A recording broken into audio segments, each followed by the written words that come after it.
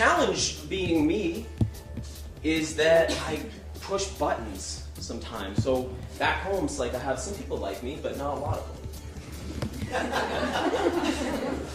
And I push. So I ask permission tonight that if I get up on anything, if I start talking about something and it's just tweaking in at your at any little, identity construct, like, oh no, I can't, if you break that apart, who will I be? If that starts happening, then I ask you to just embrace that for tonight only. And then tomorrow, if you feel that you would like to put that identity back on, or if it's serving you in some way, then please keep it. But tonight, it's like one night to just go, okay, whatever, I don't care. I'll listen, and maybe what he's saying has some validity. Maybe it doesn't, but try it. Just one night. Can everyone agree to that? Yeah. If everyone can agree to that, say yes at the same time. Ready? 1, 2, 3. Yes! If anyone here can't, just say right now, 1, 2, 3, say no. Good. Believe me, there's going to be zero judgment about what you eat. I don't care what you eat, and I'm not here to tell you what you should eat. Because the truth is, the punchline, which I'm not going to tell you yet. So, I don't care what you eat, really. And in fact, I don't think it even matters that much. That took me 16 years of active study to realize that that was not the problem.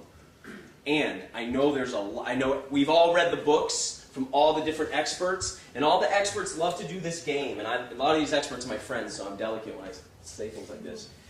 But they all have their trip about what you should eat and what you shouldn't eat. And usually the shouldn'ts, by the way, is like a lot bigger than the shoulds. And they don't seem to agree, do they? So if you've been following the nutrition trip of the last couple decades here, there's been a lot of like, oh, you can't have any of this, but you can eat these. And then these people are like, oh, actually, you can only eat this, you can't eat these things. Grain's bad, or dairy is bad, or eggs are bad, or meat is bad, or for some people, vegetables are bad. For other people, the fruits are bad. For some people, the nuts are good. For some people, the nuts are bad. And they're all like, and here's what I propose. They're all arguing about, there's a critical distinction that they haven't made, which I'm going to make tonight, and I'm going to drive home tonight, and I think it will empower you to see when you hear this stuff coming from these people, this is how you're going to feel. That's cute.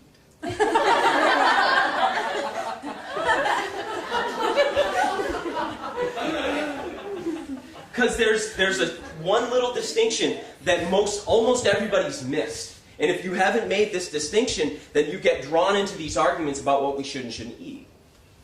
So here's where it started for me. Does everyone here kind of agree that a model of nutrition based off of nature would probably make the most sense? And the more we fracture it and the more we make it into almost like a pharmaceutical type of diet, the more we refine it, the more our health declines. Everyone here, if you agree with that, say yes. Yes! Okay, anyone really believing in nutritionism in that GNC kind of way where it's like, oh, I take my diet in isolated nutrients that come in big tubs?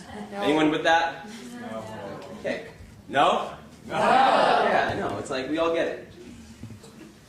Okay, so we start to see that food's it's not just about health food. Actually, health foods kind of doesn't even make sense.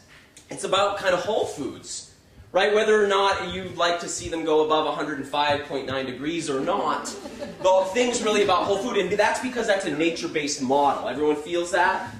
So I spent years studying natural food, and I spent, countless thousands of dollars on natural food, and going to natural food stores. Everybody go to natural food stores?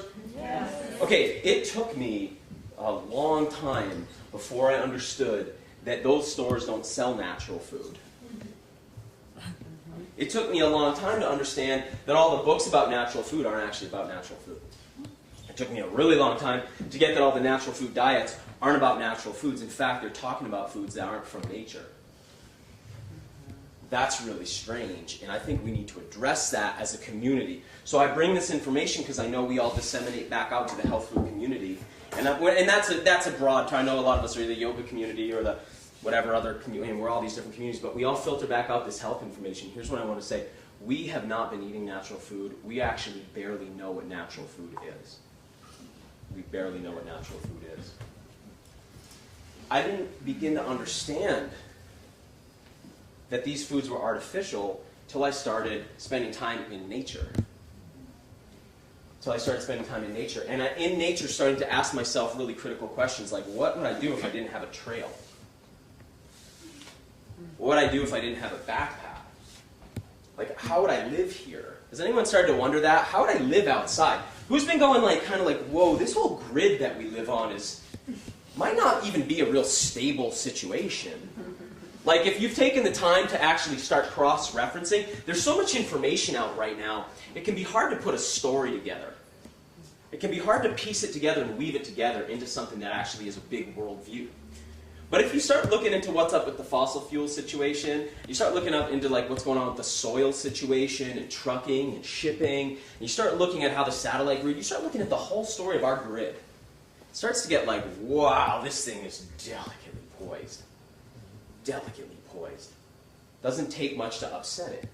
And that left me kind of asking myself questions like, well, what would I do if I wasn't coddled by the grid? What would I do if I wasn't coddled by the grid? Like, how would I live? Because I realized that I'm not really a natural human. I'm like a domesticated version of a human. I'm a domesticated animal. And that kind of got me really looking at other domesticated animals. And it really got me focused on dogs. So for people who hang out with me, like Jaya, like Sarah, they're probably sick of hearing me talk about dogs. No. But dogs, yeah, I know, it's still kind of interesting. You gotta All right, dogs are domesticated dogs. They tell us a very interesting story about what's natural and what's not natural, because those dogs we live with, how many of you live with a dog, a canine? Look around, keep your hands up, put them way up, way up, way up. Okay, lots of us live with dogs. Right, and how many of you live with a dog that came out of nature? Everyone look around. I'll put my hand down because that would be unfair. Okay, none of us. So we all live with this dog, but it's not a natural animal. It's a man-made animal. It's a domesticated animal. Does anyone know the species of the domesticated dog? The genus species? Anybody besides Scott? Who goes to my lectures every time. Anyone know? Anyone know where the domesticated dog genetics come from? Like the domesticated dog started in nature, so it's not like we just like poof. Ooh. I know that we all believe that we're moving into the, maybe in 2012 we can do that, but right now we have to get the dog out of some natural animals. Does that make sense for everybody? It's a breed that we've harvested out of nature. Where's it come from? That's smart. Wolves. Pet smart. Yeah, pet smart. Comes out of the wolf, doesn't it? Specifically, it comes out of the gray wolf. Your domesticated dog is a gray wolf. Let's let that sink in. How do you get a poodle out of a wolf? How do you? Let's talk about how you do that. Okay, so everybody here who's got, by the way, probably everybody in this room's got a different type of dog, right? Right? Like, what do you guys have? Corgi. Corgi. I like your dog because it looks almost like a wolf, but the legs are like. What do you guys over here have? Mutt. You have a what? Yeah, mutts. Mutt. Cool. I love mutts. Mutts are the strongest. Totally. Anybody else want to say what they got? Golden retriever. Golden retriever. He just passed away, but he was quarter wolf. Quarter wolf. Ooh. Anybody else want to throw out? Who's got funny ones, like little weird ones? Basset hound. Is that like a droopy faced thing? Yeah, like where'd all that face come from? Okay, how many, critical question, not rhetorical, how many species of domesticated dog are there? Bam! One. I thought it was about 250 to 500. That's what I thought. I didn't study genetics, so I thought, oh, those are all different species of dog. It had never occurred to me that you can breed them together. And that's why their eggs and sperm can work, because they're actually all one species. Their species is called Canis lupus familiaris, but the gray wolf is called Canis lupus. We had the little familiaris on there as a little marker indicator that we've domesticated that wolf. But the reason you can breed your dog with that, like you had a dog that was part wolf, is because wolf and domestic dog are the same species. Everyone get that? They're actually the same species. So all that variation that we see in the dog family, from the basset hound Who's got the real little one? Who's hiding now because they don't want to? I need a little one. Who's got My it? parents have 3 chihuahuas. 3 chihuahuas. Okay. Now, if everyone picture the chihuahua, right? The chihuahuas. Okay, here, how's this? Okay. The chihuahua. And then what's a real big domestic dog? Give me somebody throw out a real big one. Great Dane. Great Dane. Okay. That feel fair? Bull Mastiff is a big dog, huh? It's like a 250-pound dog. Or the biggest one I think is the Irish Wolfhound, which I've seen standing up like 6 feet tall or more. Those are the same animal. That's a lot of variation. And they represent extreme ends of the gene pool of Canis lupus, of the gray wolf. So at one end, if we had like a spectrum, we could think at one end we would have these little dogs, like the little Chihuahua. And then on this end, we'd have the Irish Wolfhound. At the other end, like say the deep end of the pool, and the Chihuahua's at the shallow end of the pool. Now the mutts kind of like hanging in the middle because they're a mix. And right at the middle of that would be, say, the gray wolf. Because they're the same species. Everyone with me on this? This is going to be the linchpin of the whole talk tonight. You've got the gray wolf in the middle, and then right out from that you might have what kind of dogs that are very close? What's real close? Husky, German Shepherd, a little step back, right? Not quite as much a wolf, but close. And then you've got, say, the Huskies are real close, and the Malamutes are real close. What's that? All those sled dogs. Those are almost wolves still, right? And then the further we get out, we start getting into some weird stuff, right? And what's weird is that every expression that we see is some possibility that was contained in the genetic code of the gray wolf. We can't invent new stuff. We're just simply drawing out, in fact, we're calling out genetic expression based on food and behavior and selective breeding and the little houses that we make for them. For instance, you don't breed a Chihuahua by living in Alaska and leaving the thing tied outside, right? You don't successively breed your wolf generation after generation and end up with a Chihuahua because the Chihuahua, how's the Chihuahua going to do outside in Alaska? Ice cube. Ice cube. Ice cube. If you dare to put it outside in Alaska, because, I mean, something's going to eat it. Fair? So even if you started breeding and breeding and breeding, you're going to end up in Alaska. Outdoors, you're going to end up with a dog like a Malamute or a Husky. In order to make a Chihuahua, you kind of need something that's going to spend all its time indoors, right? It's got to have sort of like us, TV, couch, clothes, yeah, totally, rhinestone collar. The Chihuahuas essentially, these dogs, these little lap dogs, are bred to be indoors. Everyone understand what I mean? And then we have dogs that are more bred for outdoors. Now, originally, when we bred them, they were bred with purposes. So everyone knows that the German Shepherd did what for people? It was a shepherd. It herded sheep. Right? And what did the terrier do? Anyone know? Rats. Rat. They go down holes, they pull out rats. We had reasons for the breedings, right? We got real calculated in our, that Western way of well, we're going to play with nature.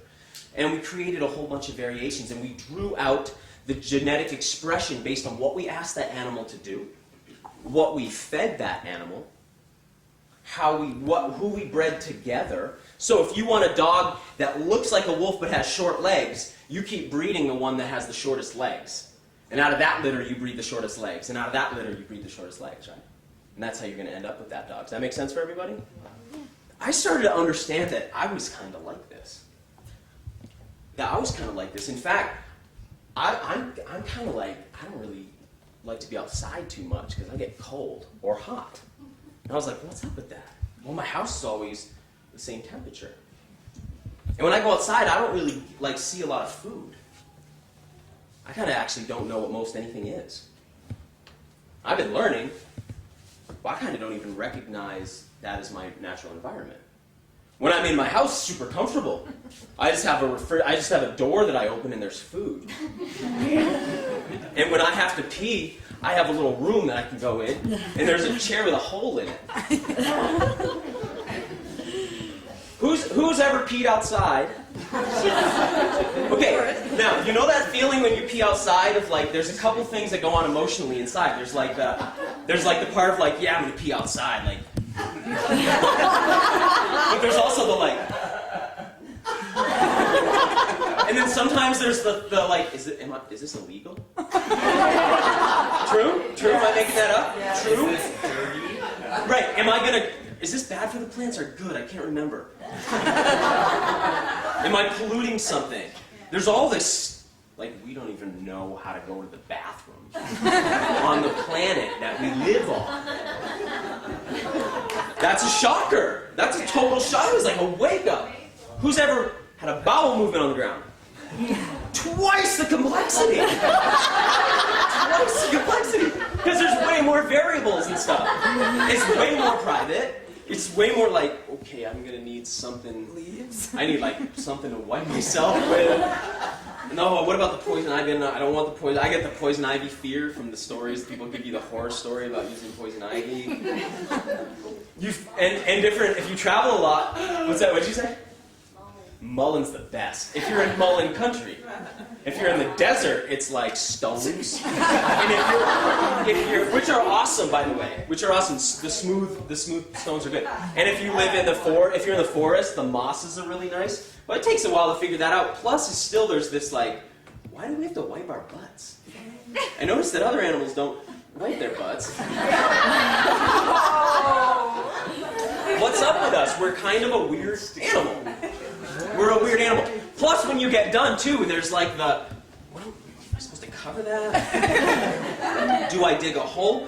Weird. Is that weird? We don't know anymore. We don't even know how to go to the bathroom anymore. We have these chairs, by the way, they were invented by a guy called, does anyone know his name? John Crapper. That's true. Who said that? Really? That's a true story. John Crapper invented the toilet. Why? Because at that time, the only people who had toilets were royalty because they always had to sit on thrones. And everybody else, how do they go to the bathroom? And the rest of the world, and who's been to India? Right. You know how it goes in India. Squat. And then the cows eat it. Yeah. But they're holy, so it's all good. So, yeah, the toilet's an interesting aberration and not particularly good invention for humanity, by the way. That's why most people in our culture, by the time they get into the later stages of their life, can't even bend down into a squat. Most people do that every day, all over the world, all through human history.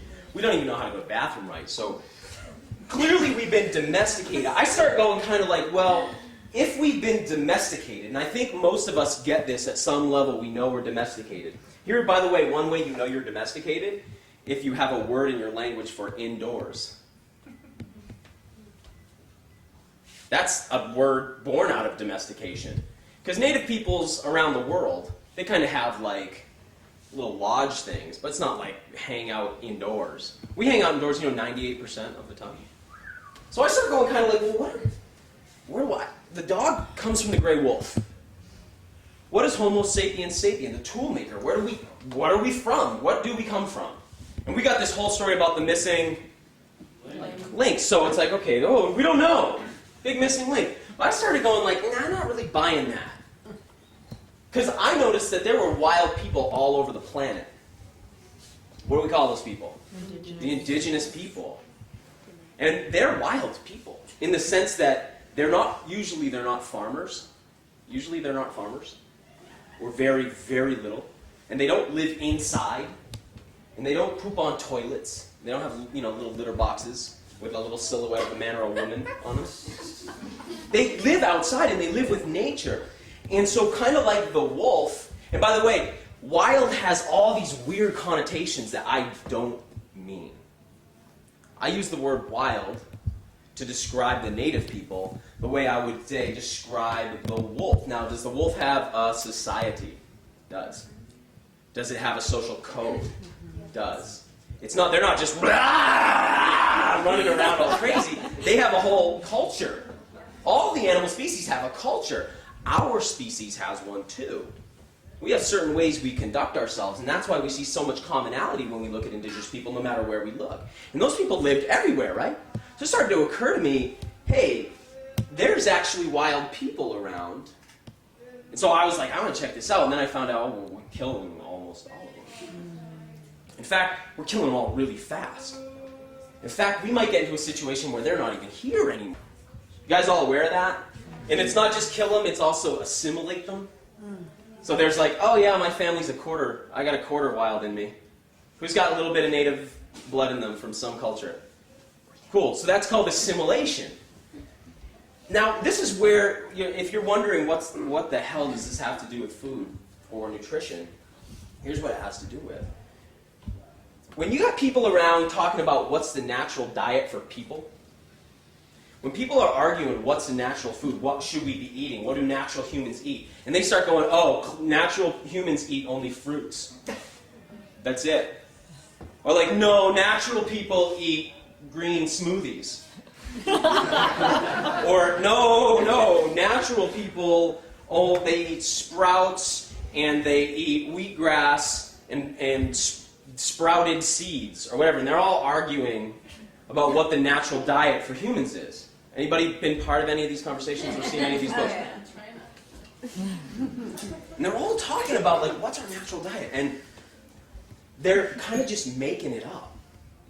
They're just making it up based on what? Like, based on just random theories. So it occurred to me, well, they're just wild people still. We don't have to go back to the Garden of Eden mythology to try to understand what natural people eat. Because I came out of the fruitarian world. Anyone ever done this before? Anyone lived on a 100% raw food diet for any period of time? Okay, everyone with your hands up. Leave your hands up. Leave your hands up. You guys, everyone look around. Okay, now put your hands down and put your hand up if when you were on that diet, you went around telling people that you'd found it. Because I did that. Right. And then, did anyone go around doing that and then start to develop some weird problems on that diet? And then you kind of don't want to talk about it because you still want to believe that's the thing, right? It occurred to me at one time in my life that must be the natural diet for people. I really bought into the idea we must be vegetarians. That just made sense to me.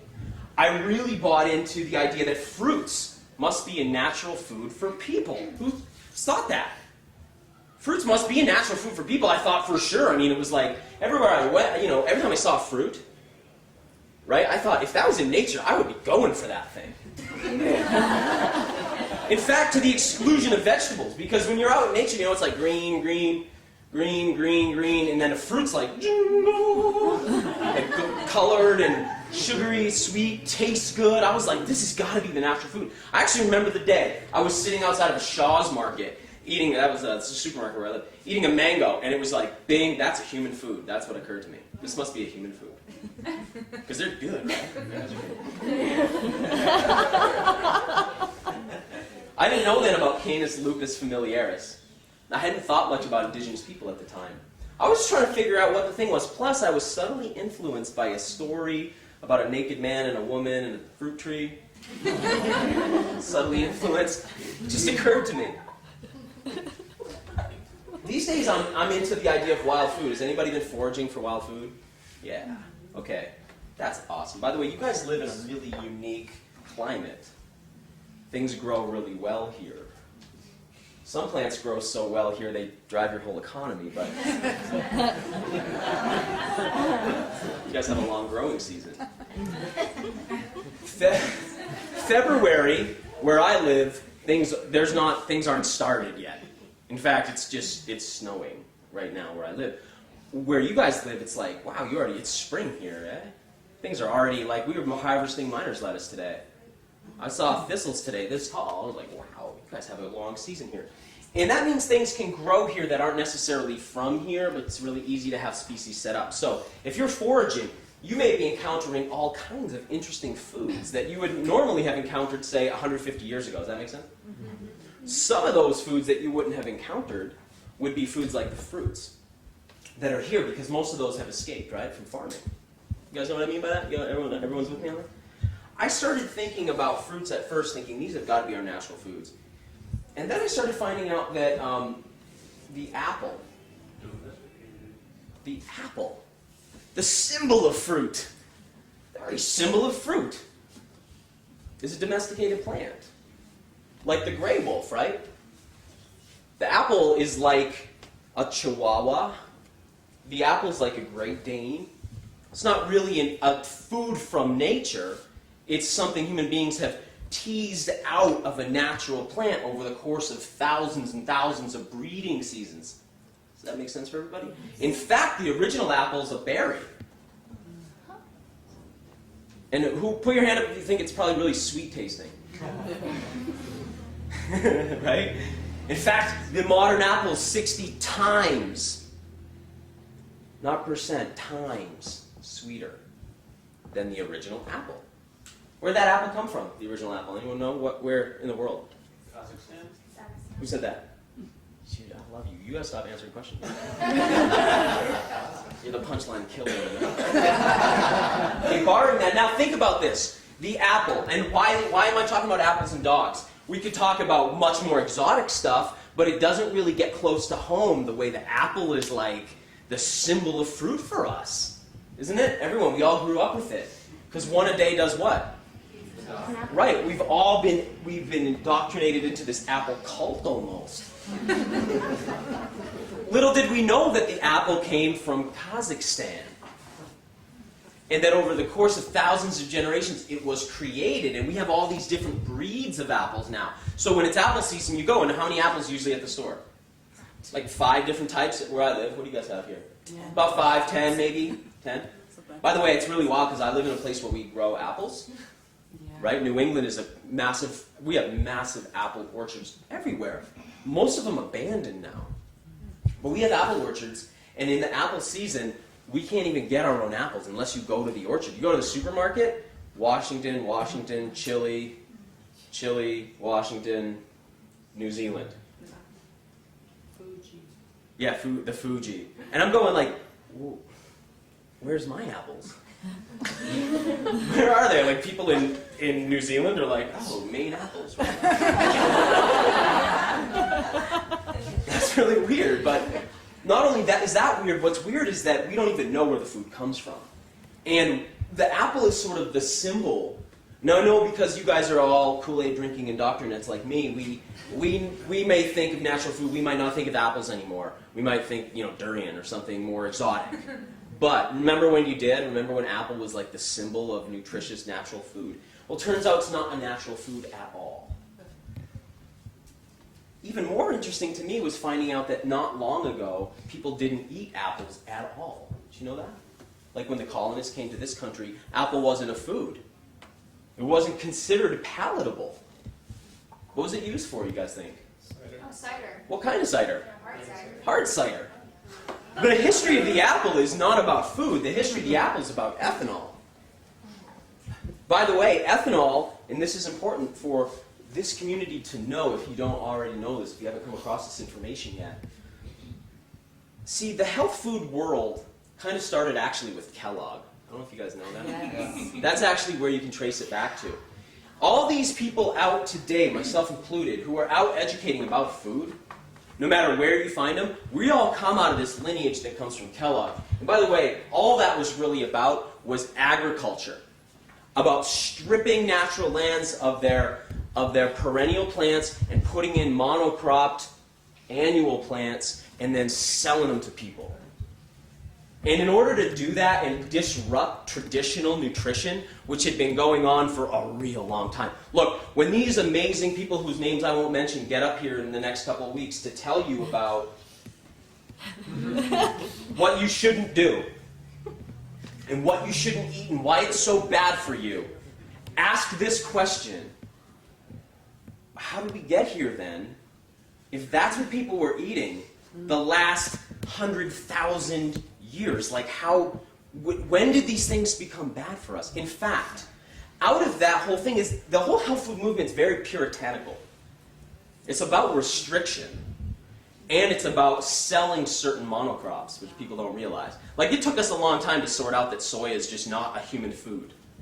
Does everyone now get it? Yeah. Soy, breast tumors, fibroid tumors, cervical cancer, testicle cancer, prostate cancer, breast tissue in men, mood swings and PMS in women.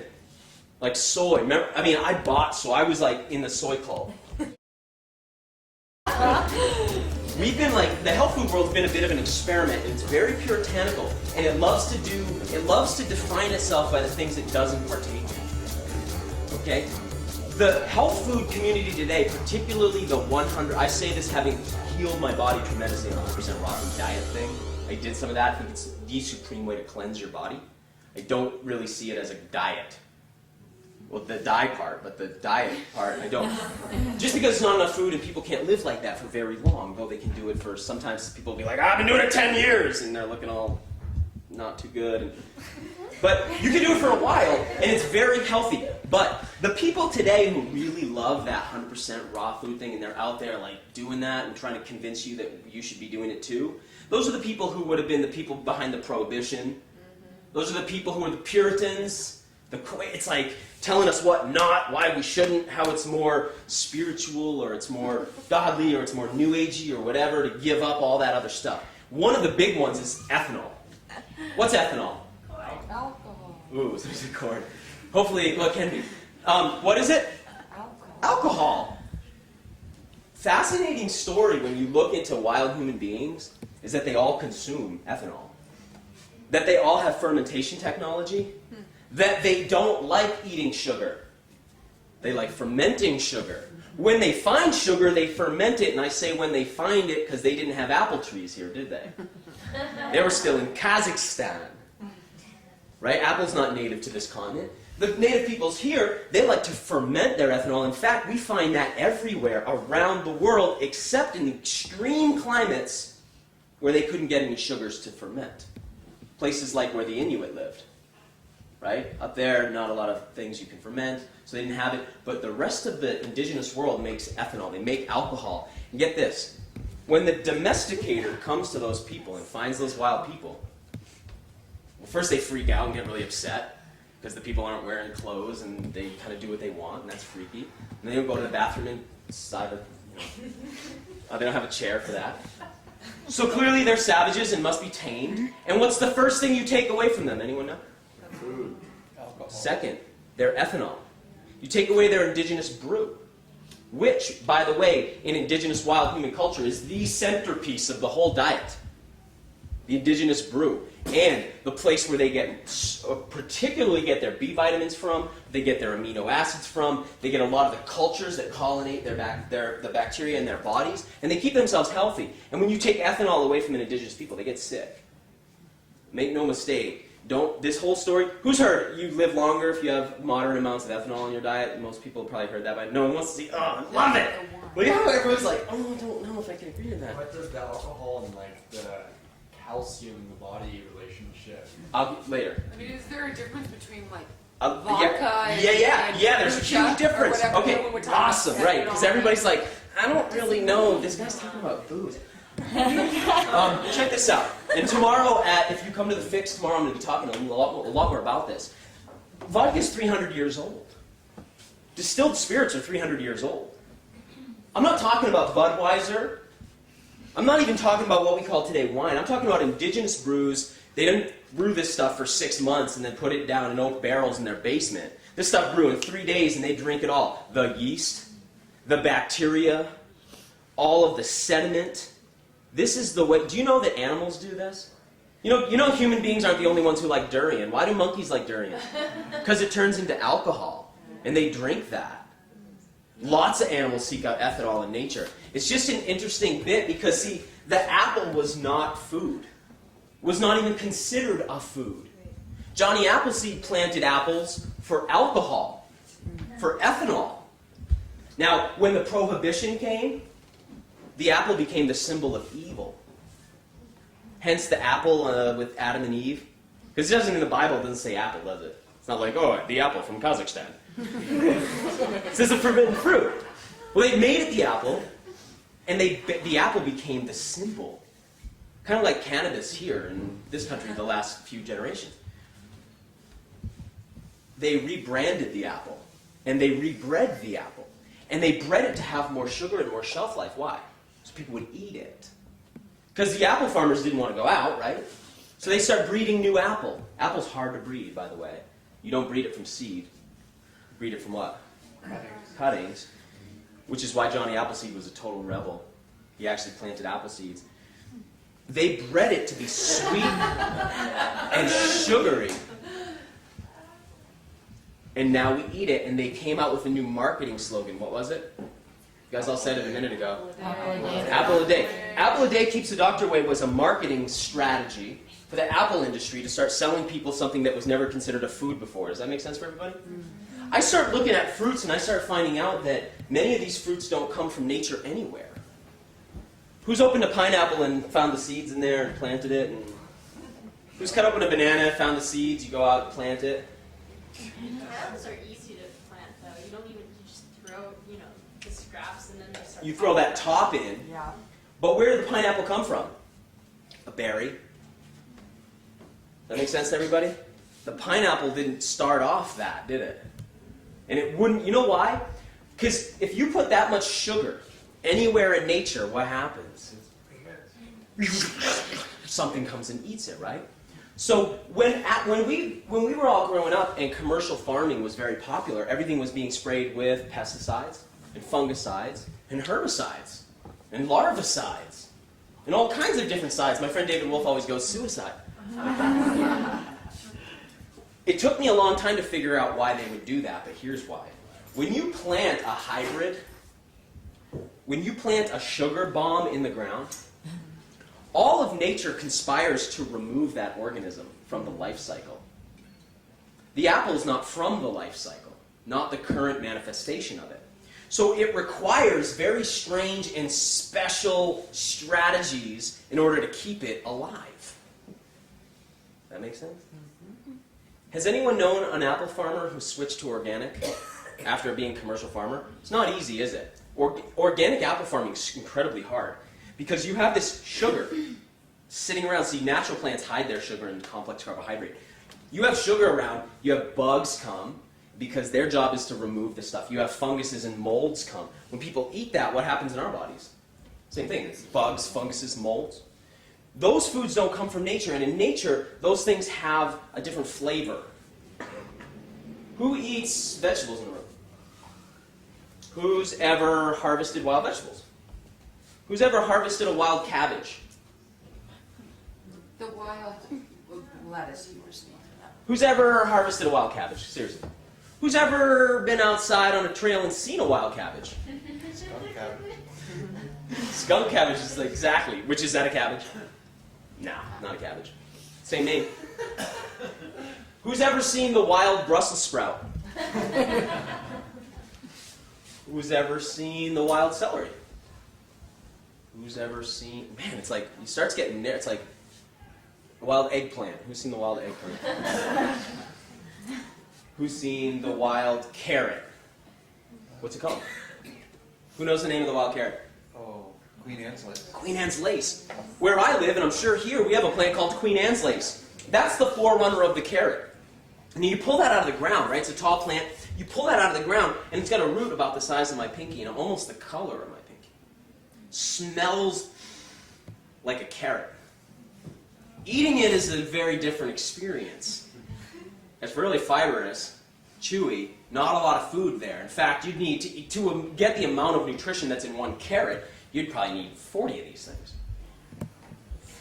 They're really small, they're really fibrous. Now, if you breed that generation after generation after generation, you could turn it into the sugary, large, oversized, bright-colored carrot. Does that make sense for everybody? But in nature, it does not appear that way. This tells us, of course, that our carrot's not really a natural food. Does that mean carrots are bad, you shouldn't eat them? No, but it's like not a natural food. Does anyone know one of the uses? What's the herbal use of Queen Anne's lace? Birth control.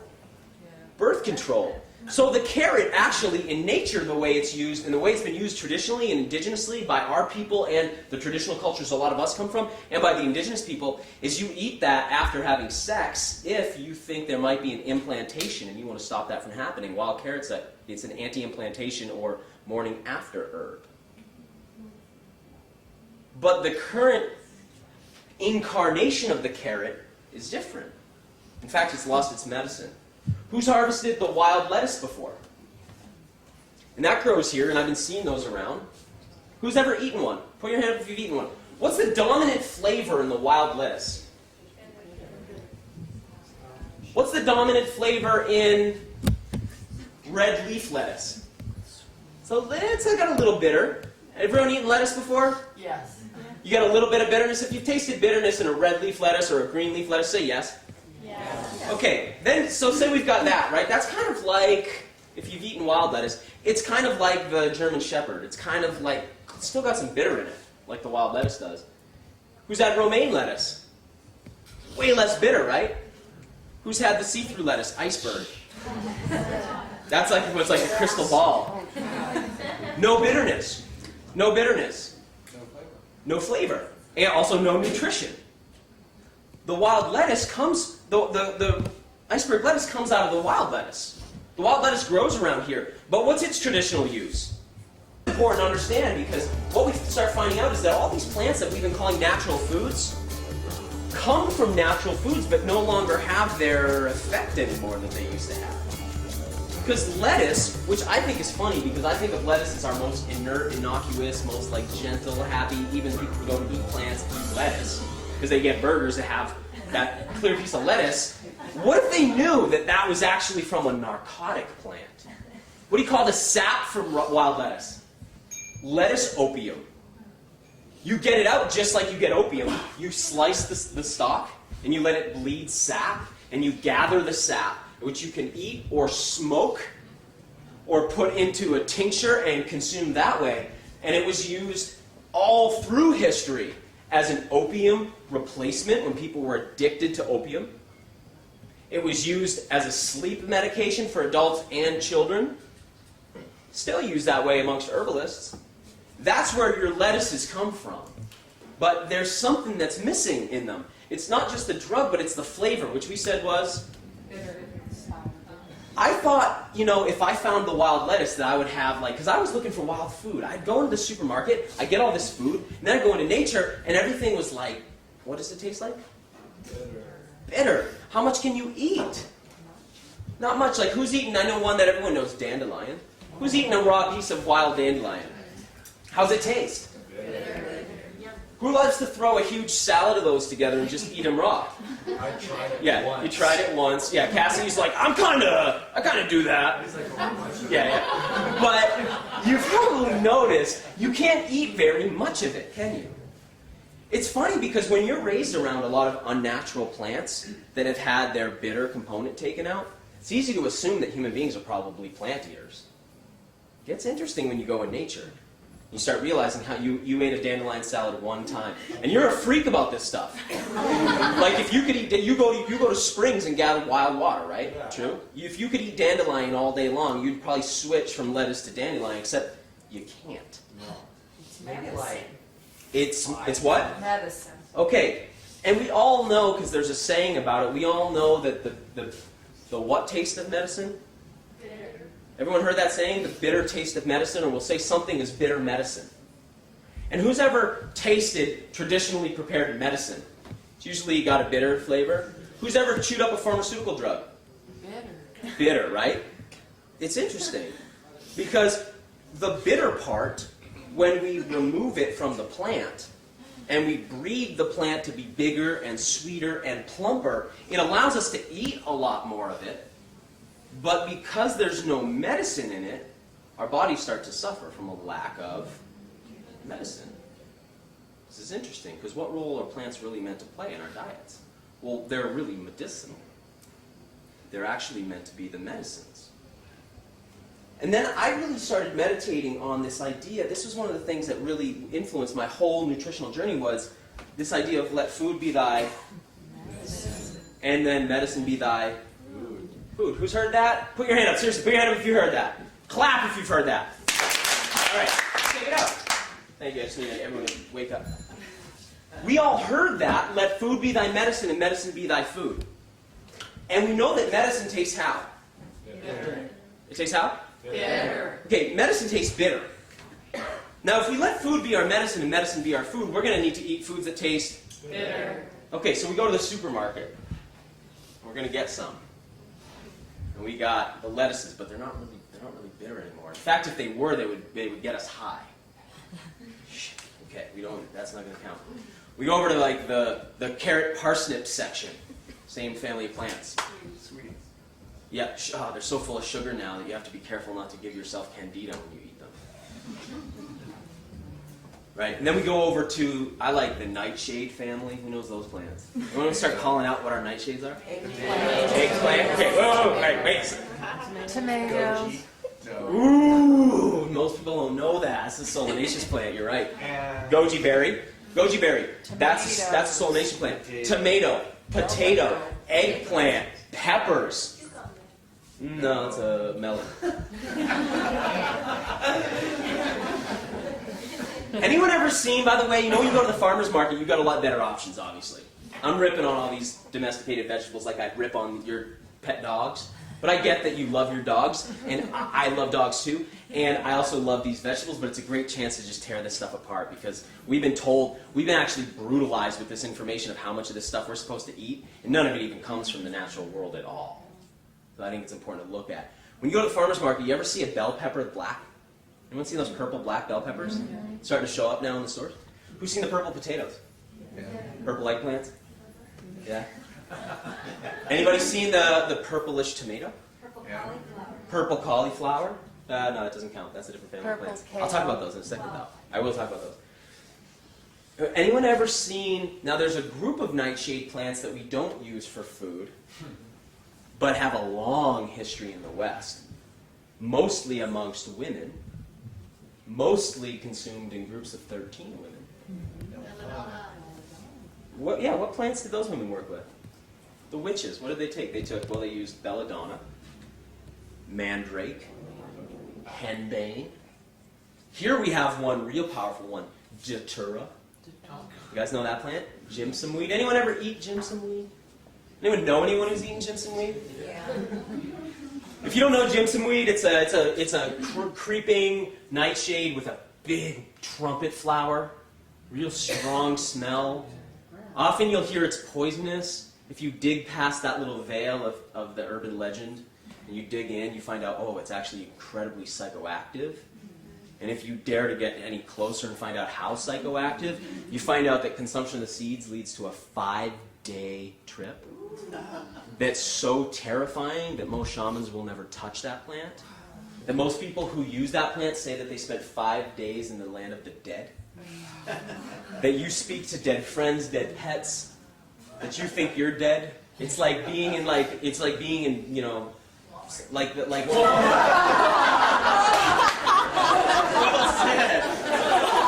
Okay, it's like 5 days in Halloween Walmart.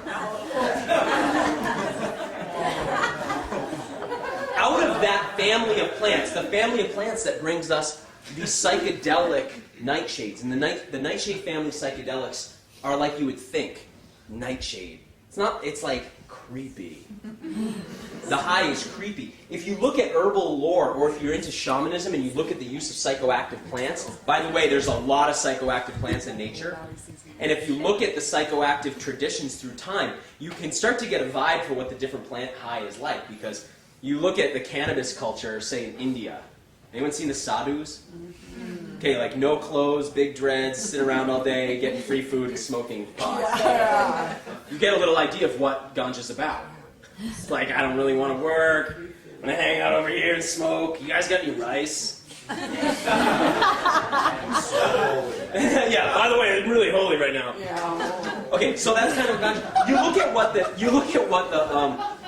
at what psychedelic mushrooms do.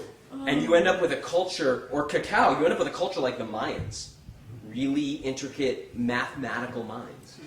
You look at the witches, and you get this like weird like toads with wings flying around, and like baby fat as the extraction method in their pots, and like this creepy woodcut art. Well, it's because the plants they were using were the nightshades. The nightshades, when you get high on them, what happens is the first experience is usually really extreme pupil dilation. Then heart rate. Then frenzied high. Lots of respiration. If you push it further, you die. Out of that family of plants, we've bred the tomato. Now, the tomato comes from what country, you think? Peru. And it was a berry, small berry, and it's poisonous. It's poisonous. We have the potato, was poisonous. Poisonous plant. The peppers, they were poisonous. In fact, today, it's not good to eat those little eyes that grow on the potato. Has anyone heard that? Because that poison's in there. Or the leaf of the tomato. Out of that, we have bred out these poisons.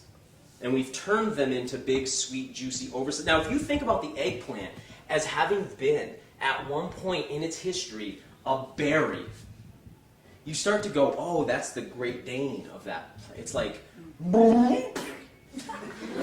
really huge, bloated, blimped up, oversized berry.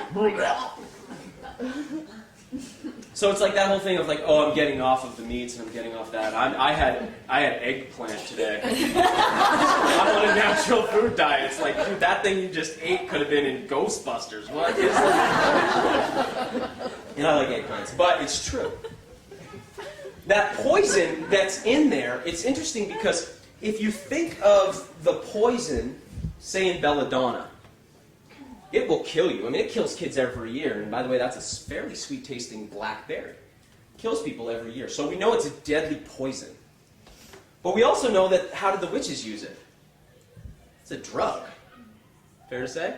It's a drug. By the way, they would create oil extractions, which they would rub on broomsticks. Because the broomstick was the symbol of what? The home, the hearth, of femininity, of keeping the household. So they would rub this oil-based extraction on the broomstick, and then they would run around the fire naked with the broomstick between their legs, and that would get inside the mucous membranes of their vaginas, and it would be absorbed through there, and they would get extremely high, and the witches flying on broomsticks comes out of that. And much more of the legends we have about witches, by the way, which I won't go into right now. But what? Belladonna in the eyes. okay, now I'm going to get to that. So we say that if you eat too much of it, it's what? It's a poison. Everyone agree with that? Kills you. But if you eat a little bit less, it's a what? No, it's a drug. I mean, you get high with it. There's really no other. This food we're eating today is not our natural food. If you start walking a little bit backwards, let me describe how you do this. Because, like, we're not going to do it tomorrow, are we? Like, I'm not doing it. I want to do it. It's a process. Who went from a standard American diet to, like, a raw food diet? So you know that you went through a process. It's a process. Even if you're like, no, I did it overnight. Yeah, well, you learned some hard lessons over the course of those months because you don't do it overnight, even if you think you did. It took months to even start to figure out how to find even a balance in it. We're in the same position here. Here's what we do. You go to your supermarket, and you're in the produce section. And you start looking around for what's the most heirloom stuff. That makes sense? Who's gone to a farmer's market? Mm-hmm. And you go to the farmer's market and you look at the carrots, and are they like the ones in the store? Mm-hmm. They're different, right? And they look better, right? And they're smaller, and they're different colors, and they have some energy in them. That a better choice? Yeah, it is a better choice. You go to your supermarket and you have the choice between lettuce and dandelion. What's the better choice? Yeah, you're looking at lettuces. You have the choice between iceberg and romaine. You guys have been making this choice for years, right? So we can deepen this practice. Start moving back. There's certain foods that are still really close to wild, right? The things that are still bitter, like dandelion. Like, what, you got burdock root in your stores? Mm-hmm. I've been buying that since I was here. Burdock root is very close to its wild plant, right? Very close. It's not the wild plant anymore, but it's very close. Right? You can go to your farmers markets and get heirloom stuff. You can get, if you're a meat eater, what's better choice, a cow or a bison? Bison. Much closer, right? Much closer. You can start to go on wild food walks. Who's been doing that? And start learning about what you can actually eat. Start harvesting some of that stuff. You can start to get together in communities, and I love the raw food potlucking thing and the vegan potlucking thing that we've been doing as a community for a long time. But I'm proposing, and why I'm traveling around teaching right now, is to say, hey, you guys want to go with me? Let's step it up a notch. Like, let's go like wild food potlucking. Why? Because if we don't do that, we're going to end up like the Orak. Sterile and not knowing even where we came from. In fact, very few of us know where we came from. In fact, we've been all listening to this whole trip about the missing link. Like, it's like, oh, they're working on it. They're trying to figure out where we came from. We know where we came from. We came from Indigenous people. We got to start working our way backward. The local movement is amazing, but there's a term that's starting to come out in culture, instead of just local food, which can mean anything, can't it? It could be any breed of anything. There's a term, food shed. Who's heard watershed? And it's like, by the way, one of the things I'm going to be talking about at the Fix tomorrow is water. And getting water from the watershed where you live, which is a practice like that you do, isn't it? Going to watersheds where you live and harvesting the spring water. There's a term, food shed. What comes from your food shed? What's actually from here? Because you can get local corn and you're still contributing to the absolute desecration of the earth. Does that make sense? You can buy local farm stuff and it's actually not helping anybody. So we got to start looking for foods from our food sheds. We got to start getting water out of our environment again. We got to start rebuilding ourselves. We got to start learning how to make food again. We got to start learning how to use the herbs again and the medicines again and start rebuilding ourselves. We got to start doing things outside that challenge our physical bodies to activate our DNA so that we don't become like the Greys.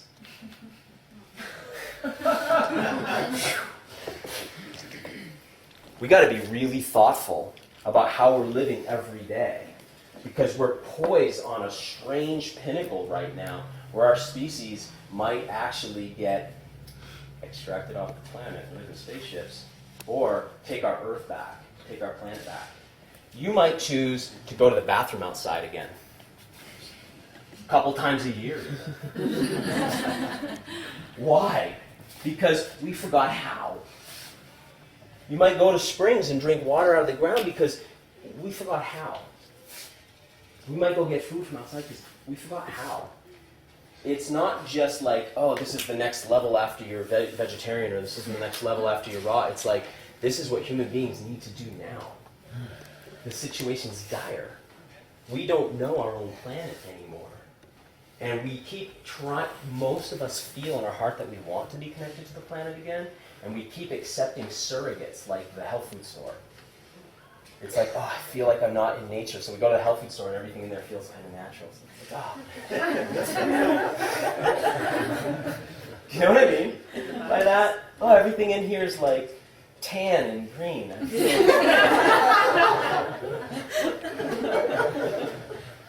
And the biggest thing is letting go of the illusion that our community has been holding about how nature works. Nature is beautiful. Nature is full of compassion. But nature calls every organism to be a warrior, or else it's quickly eliminated from the life cycle. In the wolf has to be wild and ferocious. That's what we remove from it when we make it a dog. If you think about what makes your dog different than the wolf, it's that it's had its ferociousness taken away. If you look at what our plants have become, they've had their poison taken away. I don't know what human beings have had taken away, but whatever it is allows us to be subjugated and controlled and forced into situations that make us feel disempowered. And as spiritual people, we've been convinced that the greatest expression of our spirituality is to let it happen. That it's all good. Man. That's what's been taken away from women, their ferociousness. I agree. Yeah, and their poison. We've been domesticated. We've been domesticated. We've been domesticated and we've given it up and we've started to move more and more into politically correct, excessively passive people, and the brightest amongst us are the ones who buy into that the most because we want to do the right thing. The average person out there getting out of the bar drunk, beating some guy in the face, doesn't care about himself or anyone else, but we care. So we go around seeking out the information on how do people care act. And we get all the spiritual books and we get the teachings and we're told how we should live. And those of us who could really affect change become extremely passive. By the way, there's wild people all over the planet still, and there was many more, and they're all warrior cultures. The people are strong. The people are strong. And we've become extremely Chihuahua-wise. So here's what I would say. Instead of coming at nutrition from, should I eat tomatoes? I heard they're a nightshade. Or like, do I sprout my quinoa first or just soak it? Or, you guys know what I mean by that?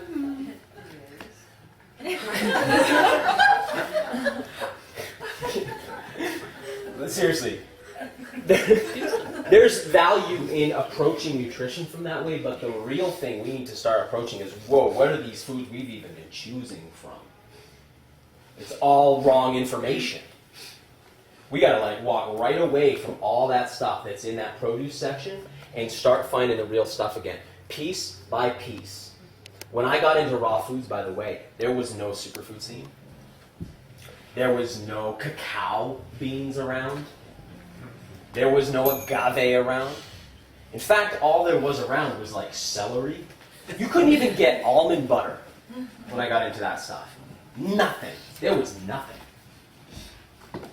Now, it's like you go to a gas station and they're like, cacao nibs. Kombucha. Okay, that happened because we created a market together for that stuff. And I've been really challenged traveling, trying to find stuff that I can even eat anywhere, because it doesn't exist yet. But we can start to draw that stuff out. And we can do it with a new ethic. Because if we're calling out wild stuff sustainably harvest, that means human beings are going to have to interact again with the natural world. I think we're going to get to a place where it's not even this whole product thing stops anyway. But in the meantime, you can start getting your farmers to grow new stuff. You can start getting your supermarkets to carry new stuff, your health food stores to carry new stuff, by just demanding it, and we'll see a big improvement. The thing that's valuable about that is it won't just be an improvement of like, oh, we're much healthier now. It's going to be like, whoa, we're moving back towards our strength and claiming our planet back from whoever is the domesticator. We don't know who the domesticator actually is, so we have lots of cool books about it and websites, and is it the reptilians? Is it the Greys? Is it the Masons? Who is it? Like, is it us? We're all one. Whatever it is. I think about it a lot. It's like, I can see it from every angle, but there's a domesticator, and the bottom line is we give power to it. And that's how we got domesticated. And if we're going to see real justice on this planet, it's not from burning factory farms down and shutting down McDonald's. It's from stopping the domestication of living creatures. And that's going to stop first with domesticating ourselves. That's the conclusion of the talk. I want to give a clap.